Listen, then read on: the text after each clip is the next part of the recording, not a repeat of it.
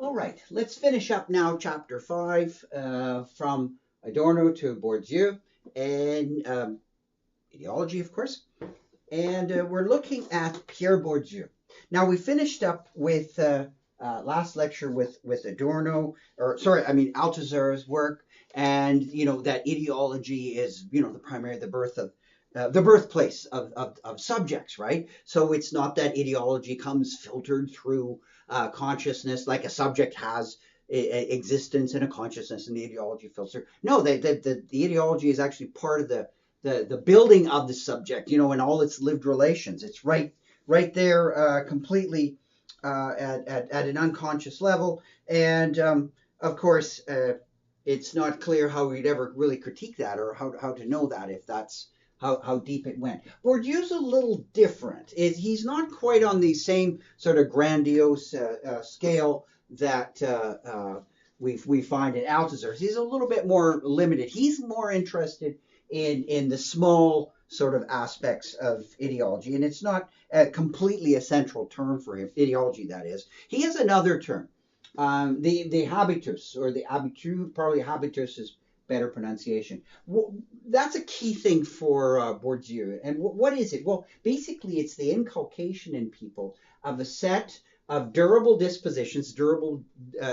Dispositions are just tendencies, right? If you have a disposition, it's a tendency. If you have a disposition to sneeze, you have a tendency to sneeze, right? And it's an action, so a tendency to act. That's basically what a disposition. Durable, stable sets of dispositions, those would be tendencies to behave, and these, of course, not surprisingly, generate patterns of behavior, which we would call practices. So these kinds of sets of tendencies is what producing certain kind of practices. That's what Bourdieu is interested in. He calls them habitus. They are, of course, internalized. They repeat previous patterns. So patterns are passed down through the habitus, regenerated, inculcated in generation after generation.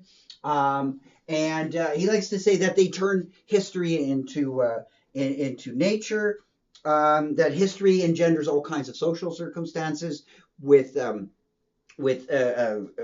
have particular requirements for people to act in certain ways in order to survive, etc., etc. The habitus inculcates a set of dispositions that lead to tendencies to behave in ways that fulfill those requirements.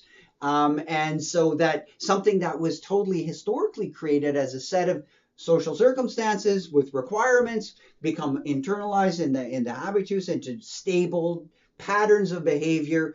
And in that sense, it's all historical, but it becomes completely naturalized in our patterns of behavior. And so you don't even think about it, and it's internalized. But if you're asked about it, you would say, well, that's part of human nature. And so something that was actually historic becomes naturalized, right? And seen as just part of the way the real world is. And it's not like, oh, actually, that's a practice that was developed in the 1890s, or that goes back to antiquity. We're not actually born. You learn that. That practice has a history, and you learned it, and you're repeating the patterns of previous generations. So intergenerational patterns through what he calls the habitus.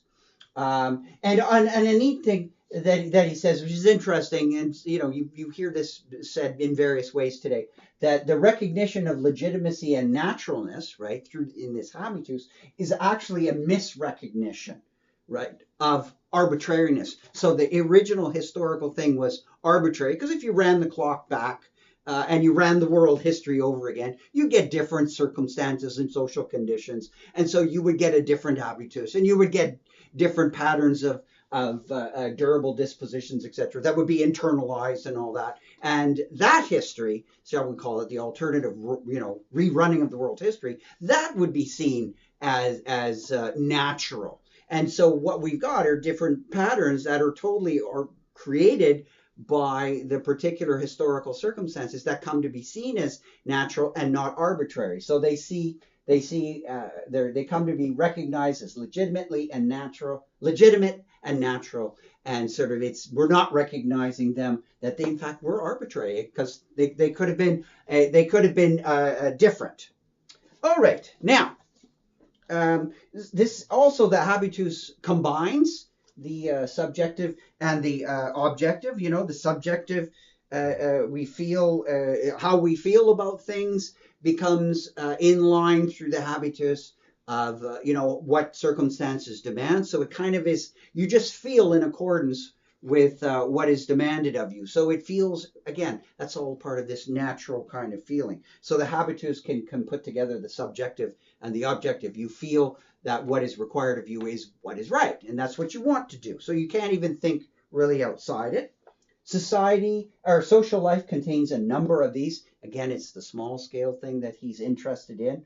And he's got some interesting notions about power. Now, Eagleton brings in another term by Bourdieu, which is called the field. It's not clear exactly how that relates to the habitus, but nonetheless, we're talking about systems of power relations and all kinds of symbolic structures that are at play in human life. Okay, but power is not something that is controlling, but power is rooted in something that's desirable.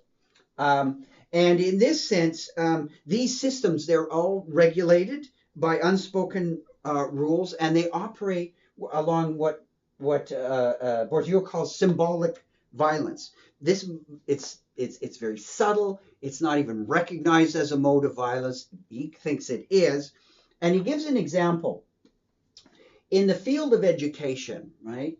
The teacher is not really the controller. Rather, the teacher is something, a possessor of capital, cultural capital, that everyone desires and is out to, needs to acquire, desires to acquire.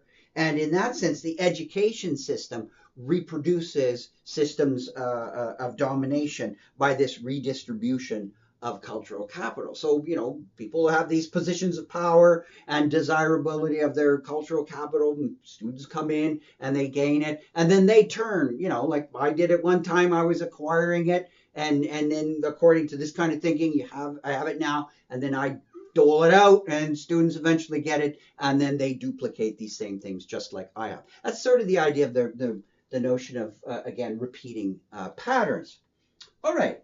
So, and culture writ large is basically this symbolic violence because it has, the cultural capital has proper taste built into it, and people with proper taste, they can acquire goods and they can do well, and excluding those that don't have the proper taste. So this notion of symbolic violence, as Eagleton points out, is very reminiscent of Gramsci's notion of hegemony.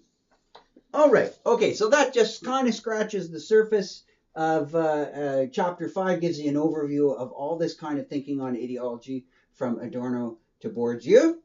And that wraps it up for this chapter. See you next video when I start on chapter 6.